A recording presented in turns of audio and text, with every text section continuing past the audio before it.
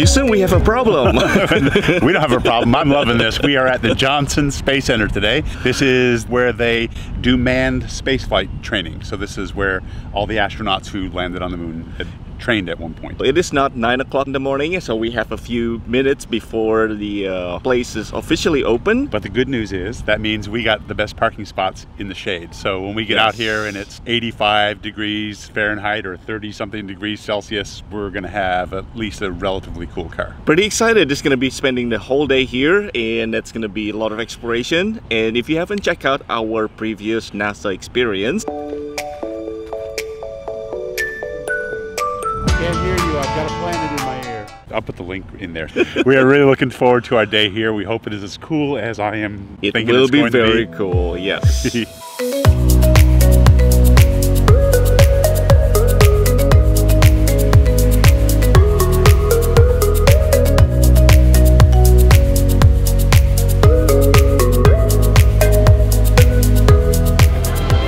And we're here. I've been here for 2 minutes and I'm having a blast already. As recommended, we are going to do the tram tour first. Okay, so we're going to go on the Astronaut Mission Training Tram Tour because that's the one the lady recommended, and she said that it's the one that is going to get busier throughout the day. So we figure first thing in the morning, let's do the busy one first.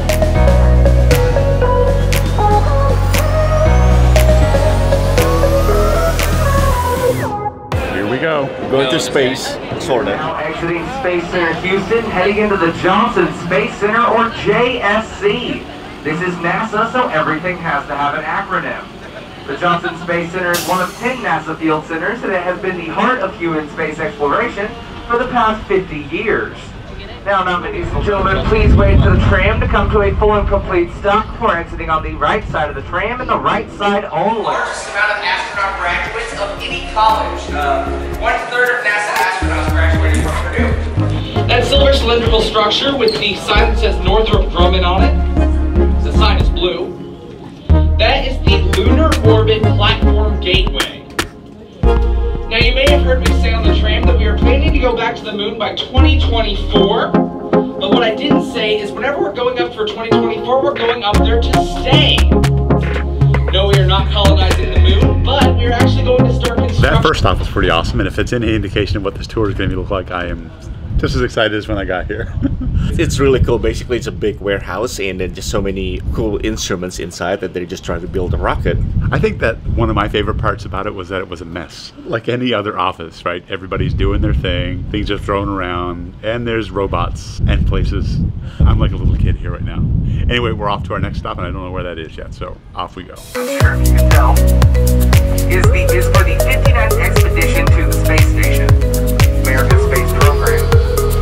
To the left, you will see a circle of trees. It is the same type of rocket that took our astronauts to the moon with the Apollo program to a full and complete stop before exiting on the left side of the tram and the left side only. The second stop of the tour is this rocket park, and this is where we can find some of the relics of Saturn V rocket. And maybe it's not as cool as the Alabama one that we saw a couple years back, but we're gonna check out what they have inside.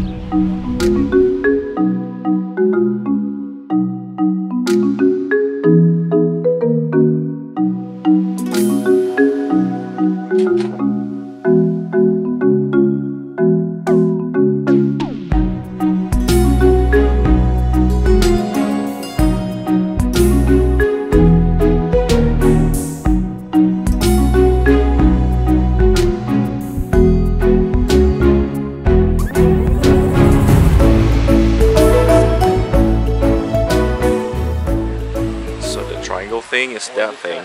So we just read that this Saturn V rocket was actually built to handle a mission, but the missions were scrubbed, I think, because of budget cuts, of course. As we've probably mentioned before, we've been to the U.S. Space and Rocket Center in Huntsville, Alabama, and we saw something very similar to this. In Huntsville, it looked like the idea was to make the Saturn V rocket as showy as possible. This one looks a little bit more authentic though, because it's not as pretty.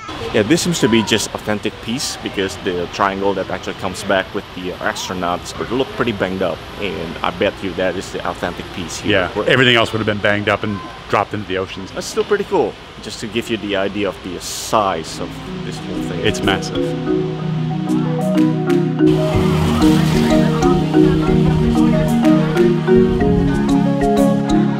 are back in the main building, and now it's time to get some coffee or some snack. Coke Zero Gravity.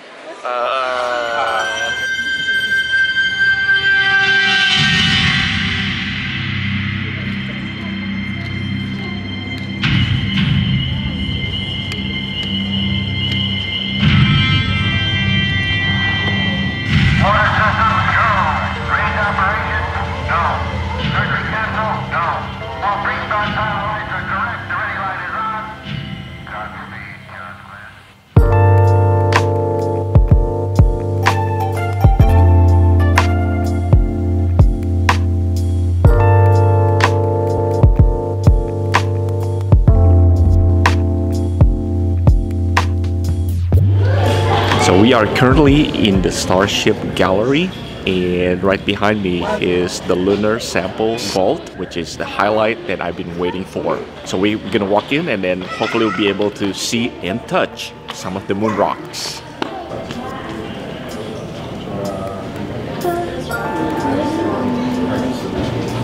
It's the actual moon rock. Can you even touch it? Maybe somewhere. Oh, right here.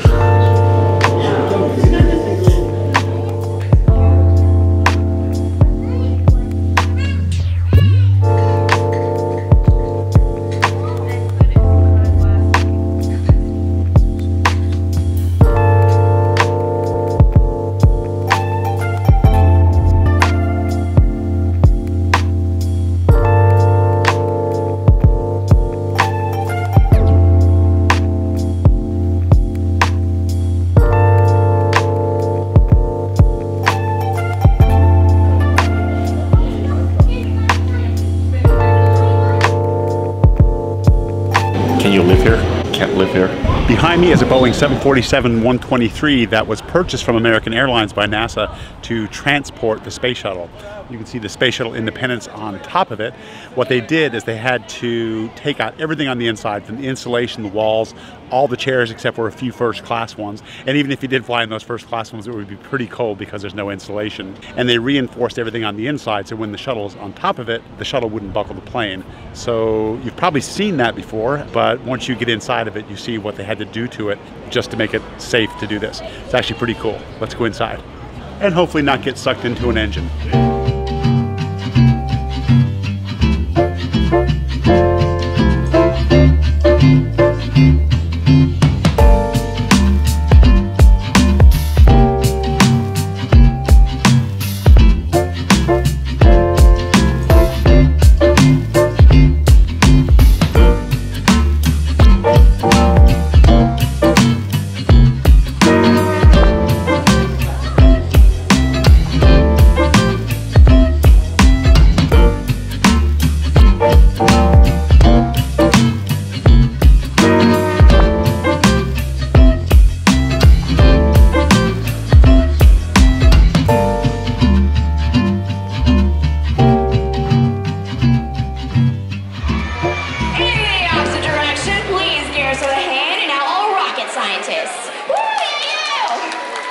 We are back inside the Space Center, and now we have to see all the stuff that we haven't seen before. Some of the highlights are the Mars exhibit, where we learned about the red planet.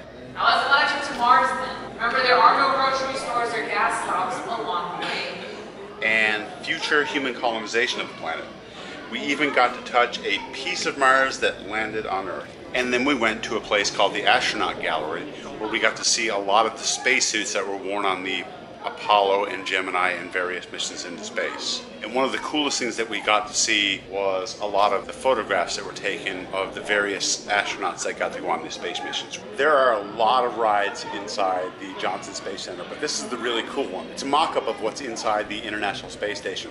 So you're standing on a stationary platform and things are turning around on you while you're there. One of the things that they warn you about before you go in is that you can get a bit of a feeling of motion sickness. Let's bring it. Let's see what happens. It's a smell. Turn this thing on. Oh, there we go. Welcome to the I didn't puke. It's a good thing. And one of the last things that we did was we went to a sort of a mock-up of the International Space Station, where the narrator brought a young girl up on stage and explained to her how things work on the International Space Station. We followed that up by going to an IMAX movie of the International Space Station. The International Space Station. That work involved thousands of hours of design, testing, and wrench turning manual. You can actually control the lights with this panel.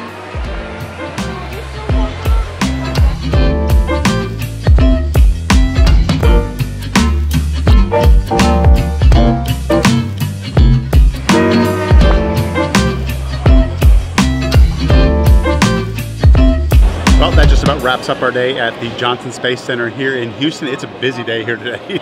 Yeah, we spent about close to 7 hours here, and I'm starting getting tired. Yeah. My favorite part is actually the International Space Station because, you know, it's just fascinating how much effort that a lot of countries put in, and then we just work together to achieve the future. Yeah, my favorite part was being inside the space shuttle. I mean, it's not that it was the best part of the station, it's just the more bragging rights things for me. So that was kind of cool. A couple of tips if you're coming here.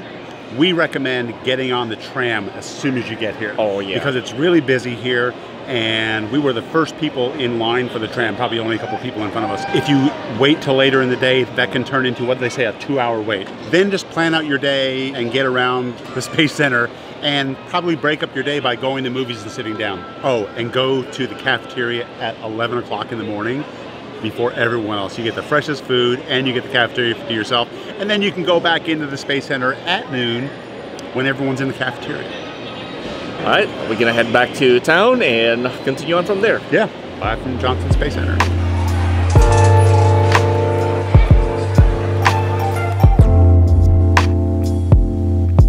Yeah, this is back in the, I guess, main, what is it called? The tourist...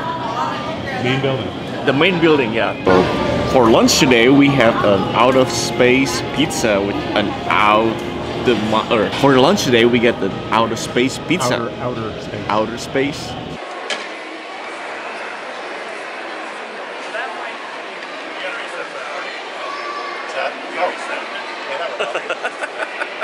And right up above me, which you can't see because obviously there's a ceiling, is the Space Shuttle Independence, I think it's called, right? It's My favorite part is the International Space Center. Station. Okay. My favorite part is the International Space Station